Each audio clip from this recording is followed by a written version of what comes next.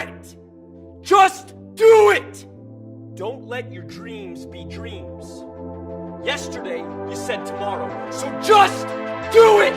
Make your dreams come true! Just do it! Welcome to Successful Dropout. This podcast is for the outliers, the innovators, the rebels, those that dare to dream and act on their dreams. I'm your host, Kylan Ginger. Join me as we find out what it takes to drop out, grind, and succeed. This episode is brought to you by Praxis. Guys, if you've been listening for a while and you're inspired to drop out, grind, and succeed and to start turning your dreams into reality, Praxis helps you go from student to startup in just 9 months, okay? To land your dream job or to start your own company, you don't need to sit in more classrooms or blast out resumes or go through years of training. You can start today. Praxis combines a 3-month professional bootcamp with a 6-month paid apprenticeship at a startup that leads directly to a full-time job. And startups aren't just for coders, by the way. There's sales positions, marketing, operations. Even if you're not sure what you're interested in, Praxis places you with a growing, dynamic company where you get paid to do work you love to do, where you get to become part of a team, and where you learn how to create value. It's not just an internship, it's real work. In addition to the apprenticeship, you complete an intensive education program that combines professional development training, skill building projects, and one-on-one coaching. You'll leave the program with a full-time job offer and the skills and experiences you'll need to work for any company that you want to work for or to even start your own company. No degree is required to get started on your career, guys. Whether you're an ambitious go-getter right out of high school, a creative thinker who's bored in college, or a college grad looking forward to something better than more school or a cubicle job, Praxis is a phenomenal resource for you. $50,000. Okay, $50,000 is the average salary that Praxis graduates are getting with these full-time jobs that they get right after the program in less than a year. If you want to learn more, go to discoverpraxis.com, discoverpraxis.com, and let them know that you found out about them through Successful Dropout and start turning your dreams into reality, guys. And with that being said, let's get to the show.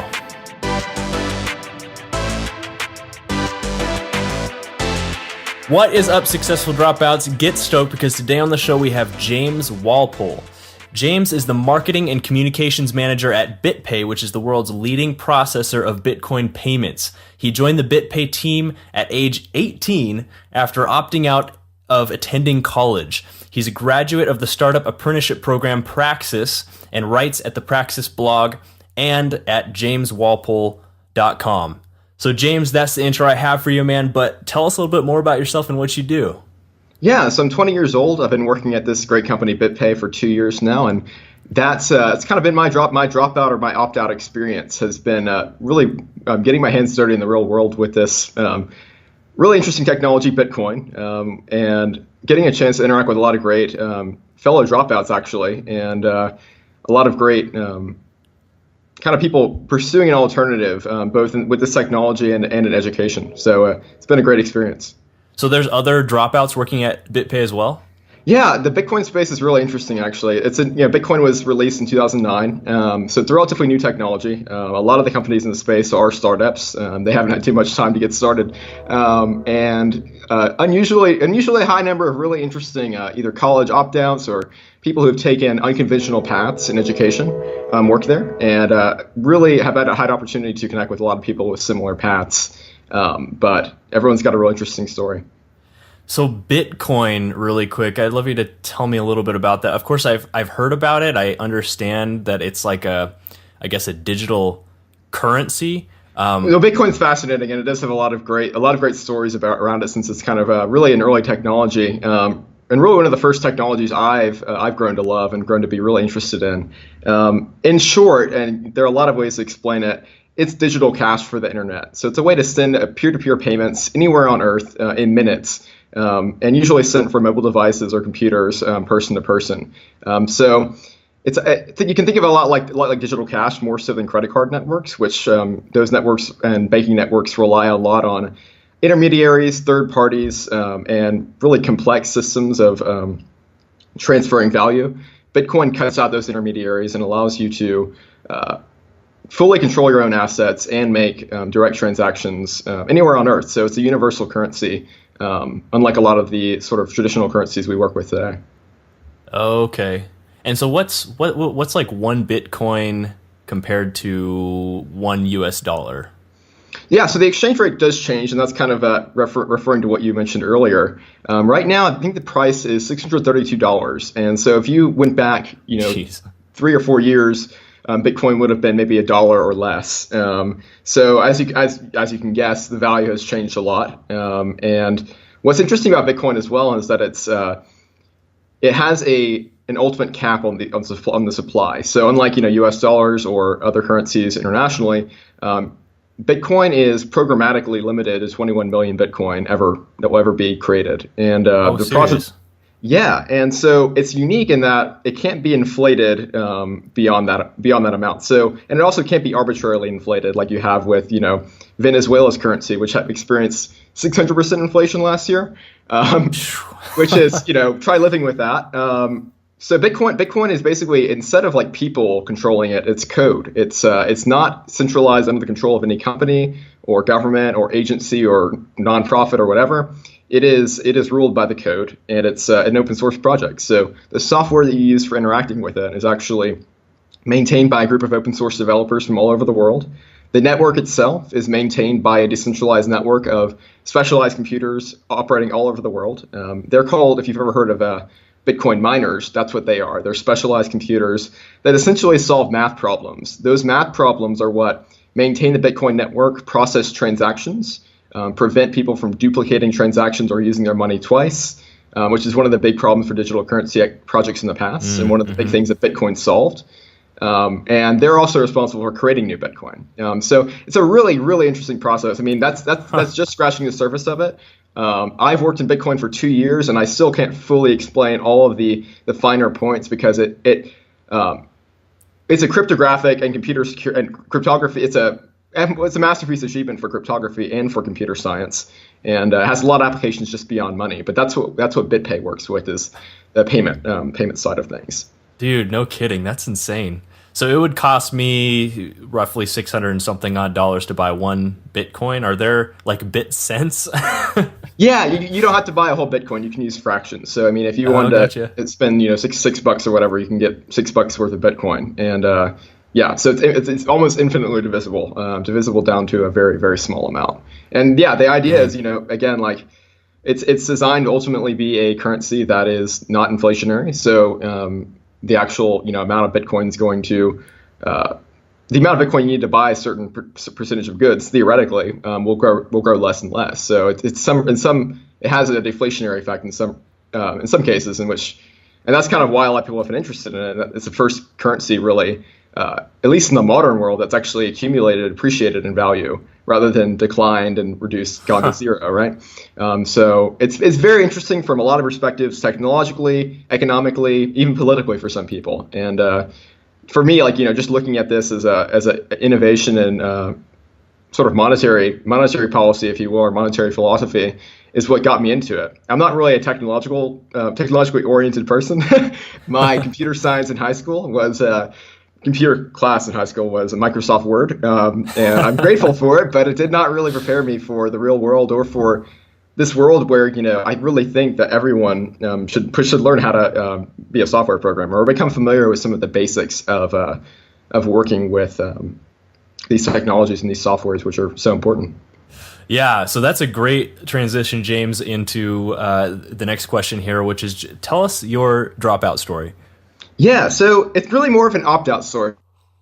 So I actually never set foot on college as a student. I set foot on colleges a few times, and that's kind of what turned me off in some respects. And I've never really told the full story, but I'll try to do that here, really. There were a lot of reasons why I decided not to go to college. And I made that decision around the time I was 17, 18, about to turn 18. And it was kind of a long time coming, but a lot of it had to do with sort of a change in values and sort of growing up and going through a rite of passage. Opting out of college is kind of my rite of passage. It was a result of and a catalyst for a lot of changes personally. So just growing up, a lot of the sort of beliefs and values I absorbed, very very much different from where I am now. A lot of de-emphasis on ambition, kind of saying that really having goals and having pride and wanting to achieve them. I absorbed a lot of negative messages around that, and a lot of sort of authoritarian beliefs, a lot of things which really de-emphasize my own ability to teach myself and accomplish things. So I was a very kind of a sheltered kid in a lot of ways, and while I was always interested in ideas, I never really felt empowered to carry them out in the world. And around the time I was a teenager, like a lot of teenagers, some of my beliefs started to change. Some of those things that informed that self-image and that self-view started to change. But I was still kind of in an environment, especially a school, where those kind of disempowering beliefs and values were constantly pounded at me. Things like just kind of following the rules and doing what's expected of you and going with the flow. Internally, I kind of hated high school. Like I hated the concept of having to, raise my hand and ask permission to go to the bathroom. I hated. I know one of the most absurd things about the school system, which I'm sure a lot of your guests have mentioned that. It's just the small things, right? Yeah. And just playing the sort of social game of pleasing teachers, pleasing my fellow students, and all of that. And over the years, through high school, I kind of started to become more aware of that. I discovered economic thinking and especially sort of political ideas that were outside of my sort of conservative or religious wheelhouse. That also kind of turned me a little bit more toward the individualist route. So that, as you can imagine, that kind of made high school even more difficult. So I kind of realized that I didn't want to continue going to high school and spending all my time writing papers that would, maybe one person would read, but that were not making me better as a thinker or as a writer. I didn't want to go on sort of maintaining appearances or keeping a lot of the same beliefs and practices that had given me sort of this negative self-image and this self-limiting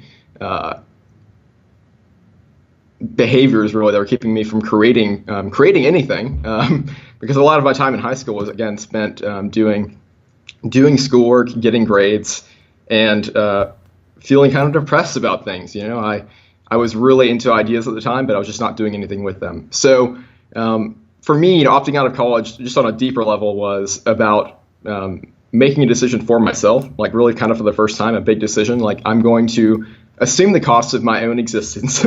I'm going to, choose how I want to live and choose a path that's going to force me to create. That's going to force me to be self-sufficient and to put stuff out into the world and, be who I was.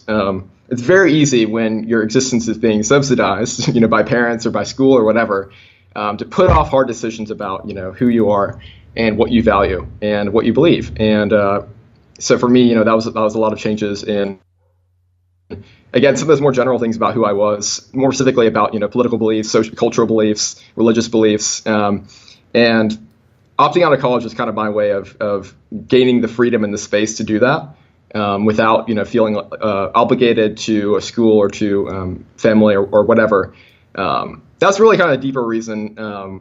But, even more specifically, like I said, stepping foot on college campuses, I saw people who were not taking responsibility for their own lives. I saw just sort of a lot of, like, to use a very fancy word, ennui, like people kind of bored with life and people not feeling like they had too much control. What's one of my most interesting examples of this was interviewing for a scholarship. So I drove over to my brother's school to interview, and I saw kind of two sides of a coin with college. And, this is a generalization, of course, and not true of all college students, of whom there are many, fantastic, ambitious, wonderful people.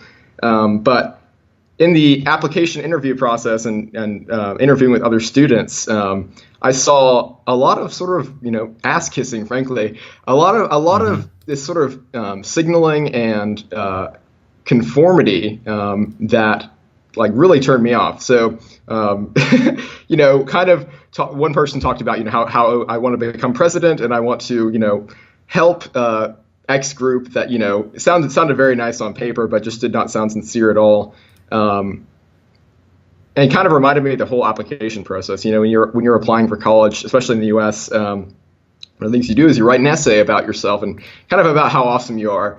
And if you're in high school, for the most part, you really haven't done anything awesome. So for the most part, most students kind of make up these very high-sounding claims about themselves. Want to become president, kind of hit all the bases. Right. List all their extracurriculars they completed in high school, all the volunteer opportunities they took so they could apply to college. There's just a lot of insincerity, and that's kind of what I felt in that process. To be more concise, it was just it was really insincere, and so that side of college, I saw I was going to be basically an ass kisser. Pardon my language, but and on the other side, I just sort of hanging out with some of the college students there. I spent a night on campus and I met some of the people there who I knew and had networks with, and that was sort of where I found the boredom. It was their Saturday night, and they were just kind of drinking, and that was their entertainment. It just wasn't really engaging for me. I kind of always thought that college was going to be a place for ideas and also a place where I'd find that freedom. But that kind of finally deconvinced me of that notion. And with what I knew, I kind of had to do just personally, as I mentioned, to have integrity and to have the freedom to kind of be who I was. I kind of knew college wasn't an option. I'm curious, why do you think that you were thinking that way and your friends weren't? Yeah, interesting. Well, I mean, I guess people are different.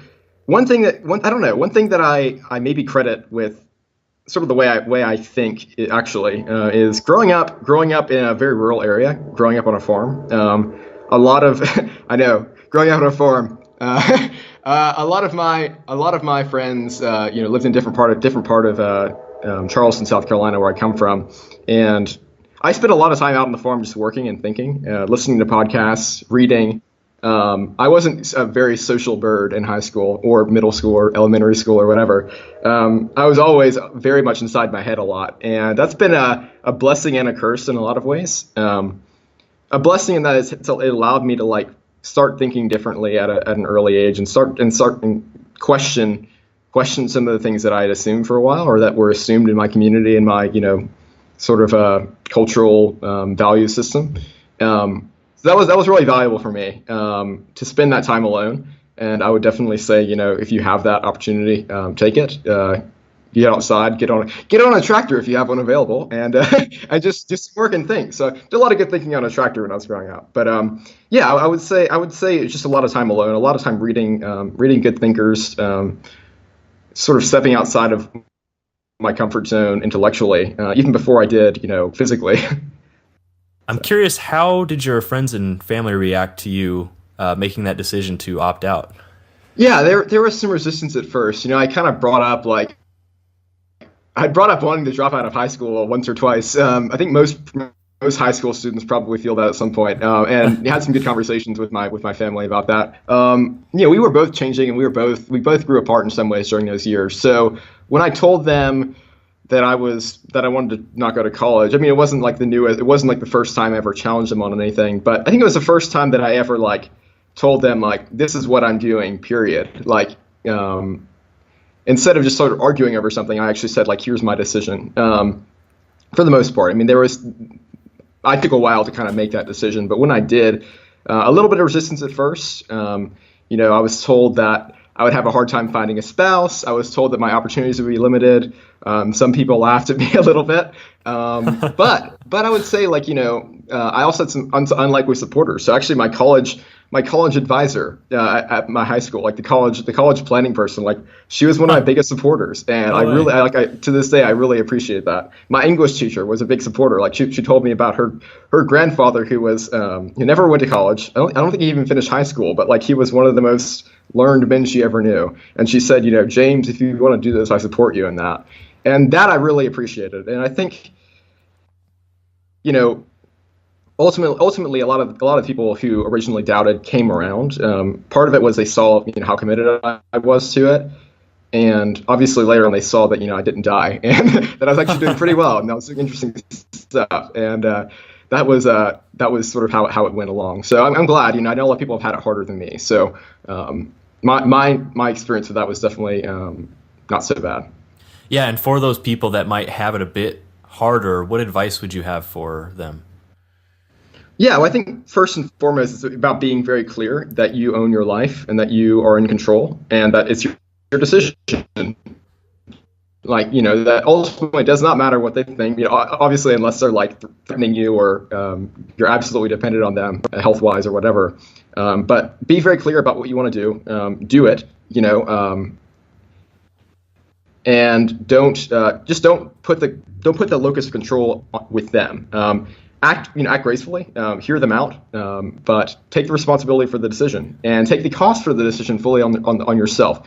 Be very clear that if you fail, the responsibility for fixing it will be yours, and not theirs, because that shows that you've grown up, you're ready to take this on, and be able to tell a story about why you want to do it. And then secondly, I would say also use the resistance to your advantage some. Obviously, this is a great opportunity for someone who can drop out and succeed. There's because there are so few, at least in people's public perception. I think you're as you were telling me, not a lot of people think there are many successful dropouts. I would wager there are many more than they think. But the perception is still there that you can't drop out and be successful. So if you can, that's a good opportunity for you.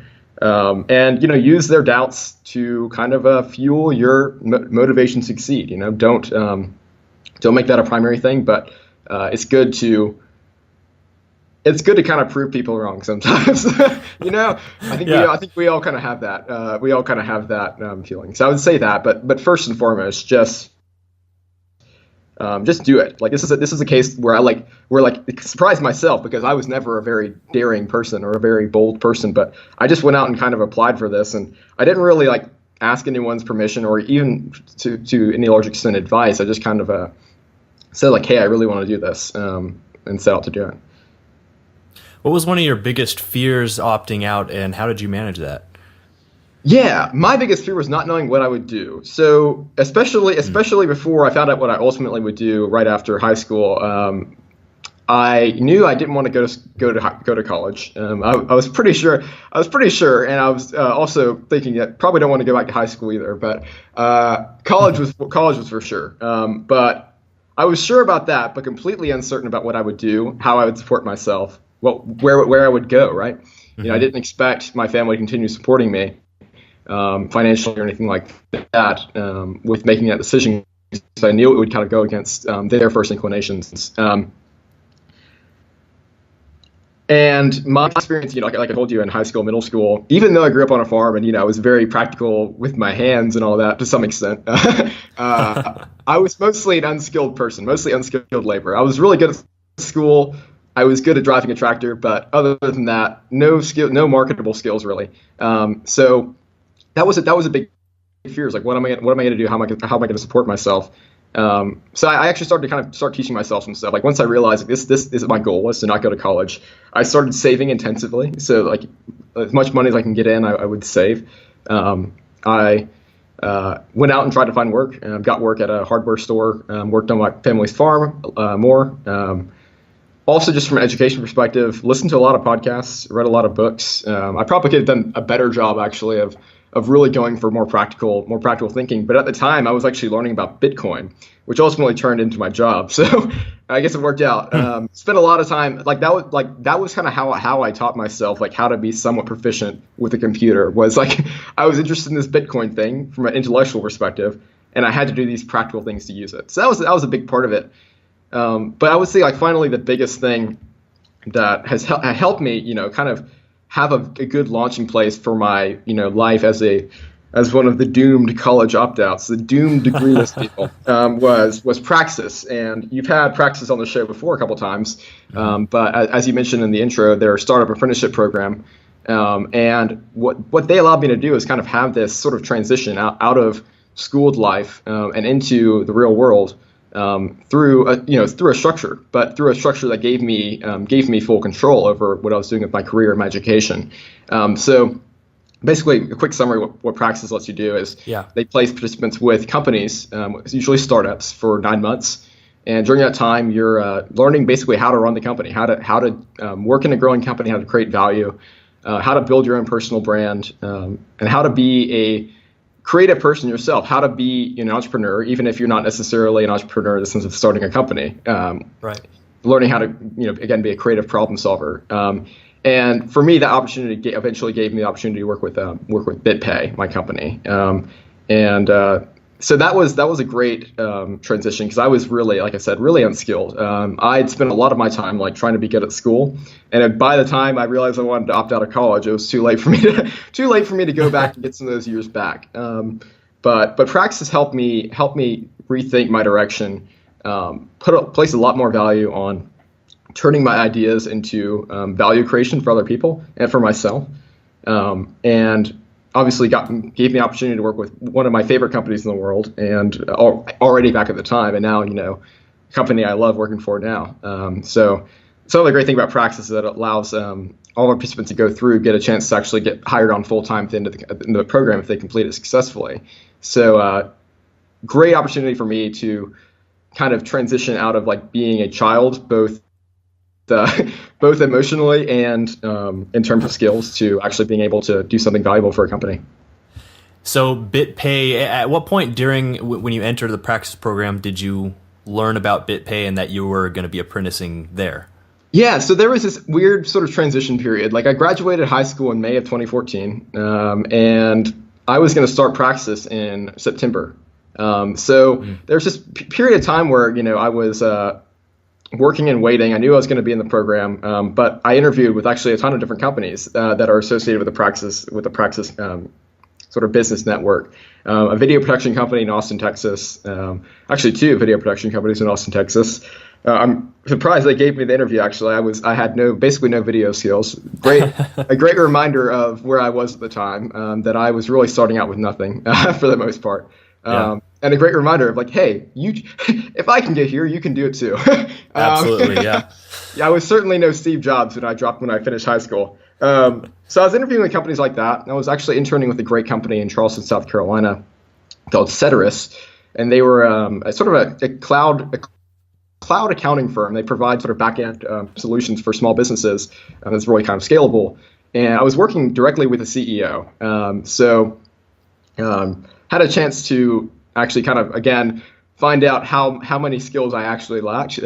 Spent time making coffee, watering plants. And I learned a lot. And it was actually one of my best experiences. But during that time, like I said, interviewing, and I was running out of time, actually. I had an offer from the company I was working for in Charleston.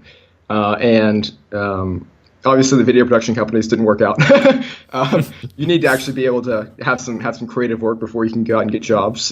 Just take notes, listeners. I wasn't really sure, what I was going to do. And then, right in the last hour, BitPay reaches out to the founder of the program, Isaac Morehouse, who you've had on the show, and he sends it to me. And you've got to know, Kylan, back then I was a very restrained, very kind of very shy, and also overly polite person. And all of my emails to Isaac, broke every rule of actually good professional emails. Longish, overly formal. Usually started with dear. and I called him Mr. Morehouse. That's great. I know, it's great stuff. But when he sent me the BitPay offer, my one response was hell yes. And I probably shocked him a little bit. He's probably wondering who sent the email, but I was that passionate about it and that excited about it. So yeah, just really the last minute's opportunity came along, and that's kind of how I had a chance to interview with them and ultimately moved to Atlanta. So I interviewed. Moved to it, found out about the opportunity. Interviewed. I moved to Atlanta, I think within the space of maybe 2.5 weeks, maybe 3. So it happened really fast. But wow. That was just that process of interviewing for a real grown-up job, moving, finding an apartment, mostly on my own. All on my own with the apartment, and traveling to Atlanta and stuff. Really harrowing experience for an 18-year-old, but one of the most rewarding. One that I really appreciate having.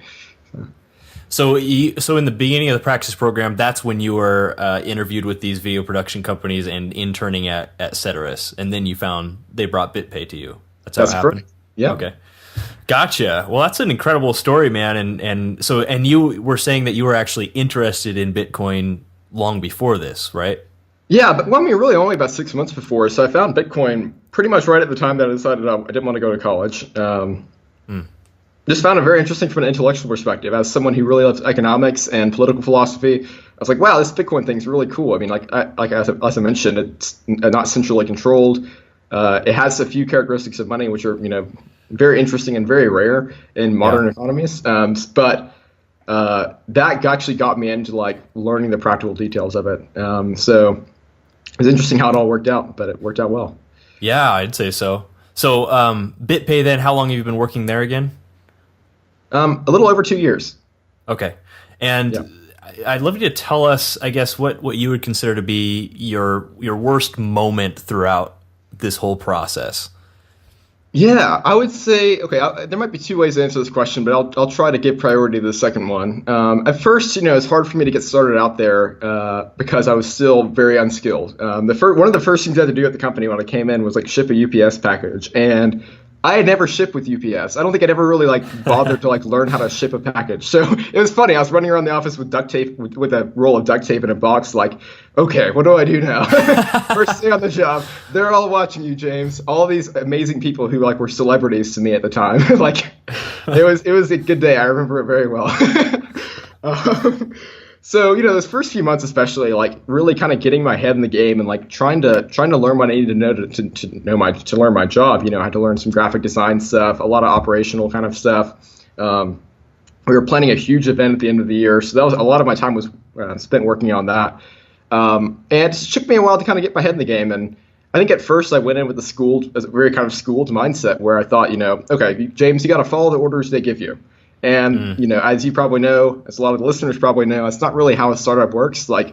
Yes, there are jobs to be done, but oftentimes people aren't telling you what they are and how to do them. You really have to teach yourself. So I had to get a crash course in teaching myself and taking feedback well, and removing a lot of my old habits that I picked up in school.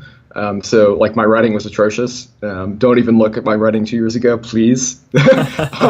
I looked at it the other day and I can't even stand it. It was awful. And I was in a marketing department. So writing's huge. Yeah. So that was hard, but it was a fun time too. I worked really hard, and ultimately got through it. But one of the harder parts of this journey so far was, back in the end of 2015, kind of two things. I was still doubting myself from a skill level. I'd been hired by BitPay, but I was still wasn't really sure of myself, and was still very kind of shy and introverted. I wasn't really going out and getting it as much as maybe I am now. But around that time, our company had some staff reductions and team reductions, and I ended up being the only marketer left. And that was interesting, as you imagine. 19 years old, and I found myself, I had this task ahead of me of, kind of picking up where things left off and trying to figure out how do we do this marketing department. And that has been one of the most transformative experiences of my life, and one of the most stressful. And so that would say, in some ways, darkest moment and best moment was when I realized, I'm going to have to kind of take charge here and stop doubting myself and learn from my mistakes, learn from everything that my awesome team taught me, the people who brought me into this company and who taught me everything I knew, that I had to somehow, do it for them and do it for the people who were left.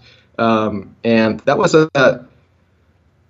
was definitely a real something I'll always remember, especially those first few months. And I had to learn a lot about teaching myself and being self-sufficient there. And more than that, even actually being responsible for, a company's image and a company's marketing efforts in the wider world. So exciting opportunity, but also this very, very deep challenge. So still learning and still working. I look back every few months and realize how, I kind of look back at my James 3 months ago. James 3 months ago is always a terrible marketer, always. So 3 months from now, James now is going to be a terrible marketer. There's just so much to learn, and that's a great thing. That's kind of an encouraging thought too, and that there's really you can do this. A 19-year-old did this, and still figuring it out, of course, but it's always more to learn, and that's kind of the journey you get in life that you don't get in college. You don't get that experience in college. So sorry, that doesn't happen. Yeah. And sometimes the most stressful and the most really existentially terrifying things are the ones that teach you the most. And I would say that's kind of answer the entrepreneurial moment. Absolutely, man. That's well said. And James, I want to ask kind of a more personal question. I like to try to get into the numbers on the show when I can, and so if you don't feel comfortable sharing, that's fine, and I'll just cut it out. But if you do feel comfortable sharing, I'd love you to share with us kind of what maybe your starting salary was, and maybe where you are now, or what potentially, if you can tell already, what your earning potential is going to be, because I think that's really inspiring for our listeners to see what a 20-year-old who never went to college, can accomplish, but only if you feel comfortable with that. Yeah, I think it's a great question. I can answer it. I'm probably not comfortable with sharing the numbers, but I can answer in a sort of different way. Sure. With maybe a piece of advice. Take it for what you will, because I'm a 20-year-old and I'm still figuring a lot of stuff out. But I really think, I think I'm not the first one to say this, but especially when you're starting out, don't worry too much about the exact number you're getting. Obviously, when you're an unskilled 18-year-old going into a startup, if I had worried too much about that, I wouldn't be here today. I think the main thing to focus on is what is your opportunity? What is your opportunity cost of going to college and maybe starting out with a higher salary versus actually taking the opportunity of going through an experience like that and becoming a marketing manager and sort of owning that experience. And that has been one of the greatest rewards of all. And I think Malcolm Gladwell talks about this in one of his books, that he says a lot of the people who achieve the most are the ones who they don't really have they aren't necessarily super talented. They aren't necessarily kind of born with the skill, but they recognize opportunities when they're given to them. And I would say that for anyone regardless of what you're doing, look out for, be aware of what in a situation, regardless of the number you're being paid, the real value you're creating is, and the value that the opportunity can create for you is. And as far as where I was then, where I am now, and where I hope to be in 5 years, 10 years. This is one of the best possible experiences I could possibly have. I would pay to have this experience, frankly. Though, of course, knowing your value, of course, is always very, very important. But I would say first and foremost, be aware of your value, but play the long game, and recognize that there's a non-monetary value there, especially if you're a dropout and you're taking on a challenge that's bigger than you can handle, at least to the outside world. That is its own kind of equity. It's its own kind of salary and reward. So, Where do you think, if you had to, in an alternate reality, if you did go to college, where do you think you'd be now versus, where you are in this reality? Oh man. Oh gosh. It's possible I would have ended up as an academic. I've been told that people still tell me that I'm a little academic. I thought I wanted to study English for a while. I kind of switched to business, like desiring a business major later in high school, because I thought, okay, this is sort of a general thing I can get and be safe. And of course, being safe is not a good life strategy. So I probably would have ended up in some really boring office job. You'd have most certainly had some sort of college maybe debt. Still an intern. Yeah, probably in debt. Maybe still a college intern, possibly working for my father. Not that would have been a bad thing, but yeah, I honestly, it's hard for me to tell, actually, because I'm so different than who I was at 18. If I had chosen back at that juncture point to go to college instead, I don't know where I'd be. I think I'd be a lot less happy. I know I would. Yeah. So I'd be a lot less free. And now I feel very free. I've met some of those interesting people I've, could have hoped to encounter. People, many of my coworkers could go start their own companies today and do very well. They come from interesting life paths. Like I told you, some of them are dropouts. Some of them, took unconventional paths later in life, started companies later in life. And they're all working in Bitcoin, which is weird enough, right? So yeah, I wouldn't trade it for anything. And I think, I hope alternate universe me, who went to college, is happy, but I doubt it. I really doubt it. James, if you could time travel back to day one of your journey and have 10 minutes with your former self to communicate any lessons you've acquired with the intention of saving yourself mistakes and heartache, what would you tell yourself? Well, the good thing about me, Kylan, is that I can talk very fast. So 10 minutes, I can fill that up with really good life advice. Your arbitrary limits do not stop me. So first, I would say because if you say my entrepreneurship journey started at 18, maybe started on my first day at BitPay, I would say first take feedback, but don't take it personally, and don't take failure personally. One sort of metaphor or story I found really helpful for telling myself is like actually treating myself as an entrepreneur rather than an employee. Like when I fail at something, when I let someone down, or even in the case if I'm like fired or let go or whatever, it's not the end of the world. It's not. It's entrepreneurs get fired every day. When they lose a client, they're being fired by the client, but they don't shut down their companies.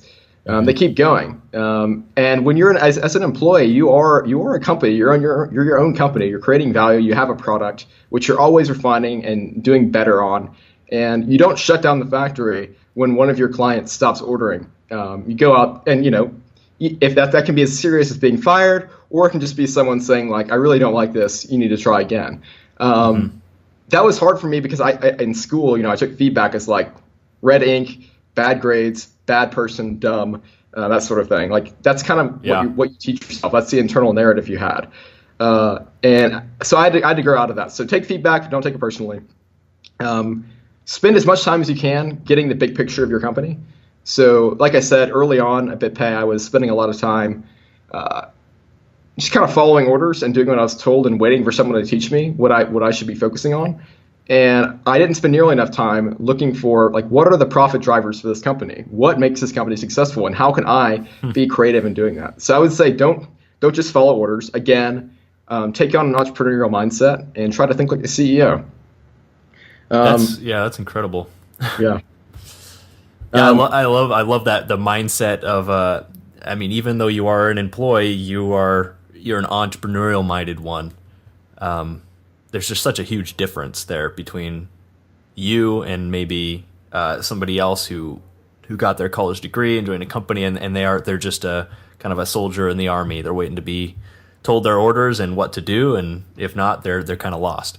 Absolutely. I got one other, if I may. I think it's actually very important, especially for this kind of interview, this kind of audience.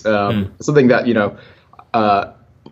especially being around a community of people very, very focused on success and very focused on alternative ways of getting there, and really serious about creating value for themselves and for others. Building their brands, doing awesome work in the world, which is like one of the best communities I've ever been around. But I think I would tell myself, don't try too hard to imitate successful people. Don't make your life, your routines, about sort of pleasing or trying to meet a certain standard of success, quote unquote. I think, unintentionally, a lot of very individualistic people who, are very much, they break the mold in a lot of respects. They're very, they go against the grain. They can fall into the trap actually of conforming to another kind of standard, which is sort of the successful entrepreneur mold. The successful entrepreneur who wakes up at 4 a.m., takes a cold shower, drinks his bulletproof coffee, meditates for 30 minutes, writes 5,000 pages before 9 a.m. Yeah. And you're getting the point. There's a sort of mold, especially maybe within American entrepreneurism, that I think, I spent a lot of time like thinking that I had to work like, 100 hours a week before I could be worth anything. And I think it's very important to work extremely hard, especially early on. Like I think I'm all for work ethic, but I always held this goal out that was, kind of this unachievable, unattainable goal for myself that I think can be harmful because it puts that locus of control outside of yourself, puts the locus of value outside of your goals and what you want to do, into outside of like doing what you want to do in the world and doing what makes you come alive, it becomes becoming a successful person, right? There's doing what like makes you feel human and what gives your life meaning, and then there's being, I mean, I say this in scare quotes, you can't see, being a successful person, because I think we do have this, ingrained subconscious mindset of the successful person, Peter Thiel, Elon Musk, who have all these crazy habits which everyone tries to imitate. So I would just say, James, like looking back, like don't try to be quote unquote a successful person. Succeed at doing what you want to do, which for me has always been ideas that make people more free and make myself more free. Empower them to really just go out and live life as an adventure. So that's kind of really I think a big one that I would say. So. I love that. That's a solid point. What's a personal habit that contributes to your success? Okay. Yeah. I have this sort of trained compulsion, Kylan, when someone asks a question in a Q&A or someone, gets on an elevator or whatever, I'm always the first person to say hello or to ask the question. I force myself to be first. And when it's in school, you're kind of trained to be a little passive. You're sitting there receiving knowledge. And you may have observed this. Like if you go to if you give a talk and you ask high schoolers, their thoughts on something, or you ask them to, raise their hands or whatever, they're very shy about actually initiating. They're very afraid. Like if I'm first, if I do this, if I volunteer or put myself out there, I'm going to get my head bitten off. And I had to overcome that purposefully. And so one of the things I kind of did was like I'm forcing myself to be the first person to say hello, the first person to smile at somebody, the first person to ask a question in a Q&A session, the first person to volunteer for like the hard stuff. If there's a hard task to be done, I try to do that. Not always, of course, but that just doing that as a habit actually has really helped me become more outgoing, become more confident, get great opportunities. And like really change fundamentally who I was, from someone who was afraid of the world and afraid of people to someone who feels really at home, in a board meeting or whatever. Very, very possible to go out and represent myself and also just do cool stuff. That's awesome. What's a quality that you have that you would consider essential to being an entrepreneur? I think curiosity first and foremost. So yeah. I'm interested in everything, and I wasn't always that way. I think curiosity is a cultivated thing.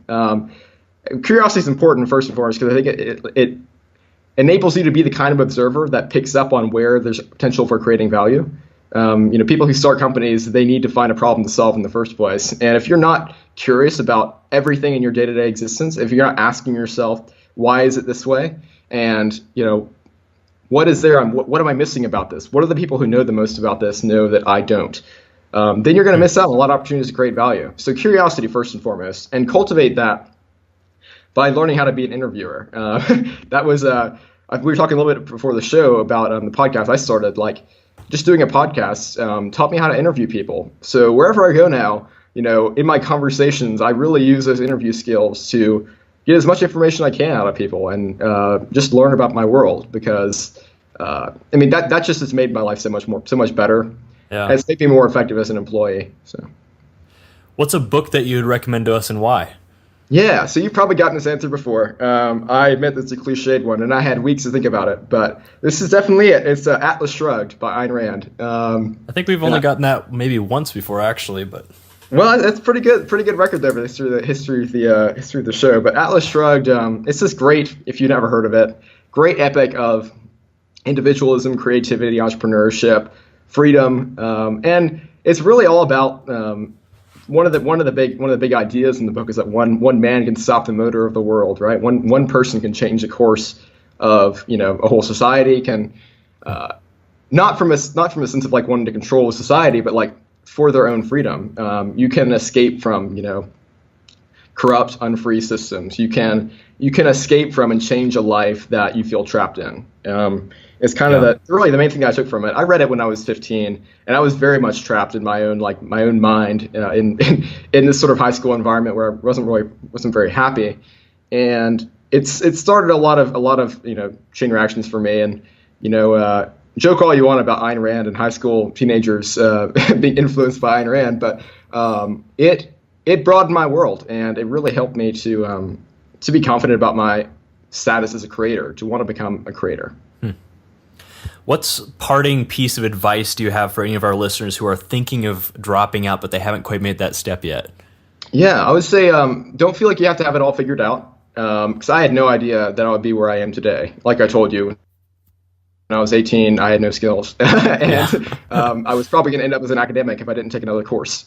So, it's just on a day-to-day basis, like look and see how you can create value for other people and take those opportunities, be first, do some of the stuff I mentioned, like things that, I had to figure out and other people had to teach me, of course, but you'll figure it out. It'll come to you. Just work hard and be a little braver than everybody else. There you go. And secondly, I would say, just know how to work hard and treat yourself, again, like in that sort of entrepreneurial way I mentioned, like you're someone who can learn and adapt. You can fail and get stronger. What doesn't kill you makes you stronger. It certainly does. What advice do you have for any of our listeners who have already dropped out and they're already on that entrepreneurial journey? Yeah, so a few things. Listen to your customers first and foremost. One of the things that I found most valuable in my entire experience as a marketer was actually a non-marketing thing. So one of my responsibilities when we had a sort of a team reduction was support. So customer support. I spent a year now spending part of my day every day answering customer questions, learning about, and that taught me so much about not only our own software and our own systems and operations as a company and what makes everything sort of click, but also about who our customers were and what they wanted and what their problems were. It just made me so much more effective, and that's true for everybody. Second, study economics. Learn how to think like an economist. This was one of the most valuable things I ever did. If you stop treating economics like just a subject you learn in school, and you adopt the economic way of thinking, you see every interaction as a potential for creating value. It is whether or not you recognize it, but when you recognize that even in a conversation right now, you and me, Kylan, we're creating wealth right now. We're mutually trading for mutual benefit. Even just by exchanging these ideas, that's just a whole new way of looking at the world that you can, it just makes you more alive to the possibilities. Learn how to interview people. So what you're doing right now, start a podcast or, pretend you have a podcast and just talk to interesting people like you're interviewing them. Work harder and longer, take on the jobs no one else wants. Like I said, kind of be first on that kind of stuff. You can do it. You can afford it, especially if you're young and you're 18 and you have no skills. And then finally, seize the experience by the horns and own it. And take the full responsibility for your failure or your loss. Try to be financially independent if you can. You'll have so much more pride in your life and in what you're doing. Try to go out and go to a new city if you have to. Just try to start a life that is your own, and then you'll put much more work and much more effort into creating the kind of life you want if you feel like this is yours and you're free to live it. Good word. James, what's the best way that people can connect with you? So I would say find me at jameswalpole.com. It's where I write the most. You can email me at james@jameswalpole.com. Most of my work as a marketer is on display at bitpay.com. I'd also recommend that you check out the Praxis program that helped me get to where I am today. It's been, it's still a huge part of my journey, and it's still an amazing community of people who are way cooler than me and way more interesting than me. Who are doing this opt-out, dropout experience and who are going out into the world and creating value. So go to discoverpraxis.com. If you go to discoverpraxis.com/blog, you'll find a lot of the writing that I've done for them, and I still continue to contribute stuff there from time to time. So yeah, I would go there and look forward to connecting with you. Awesome. Well, Successful Dropouts, you've been hanging out with James and Kylan, learning what it takes to drop out, grind, and succeed as an entrepreneur. For everything we talked about today, head over to successfuldropout.com and type James into the search bar, and the show notes will pop right up. And as always, stay hungry, stay foolish.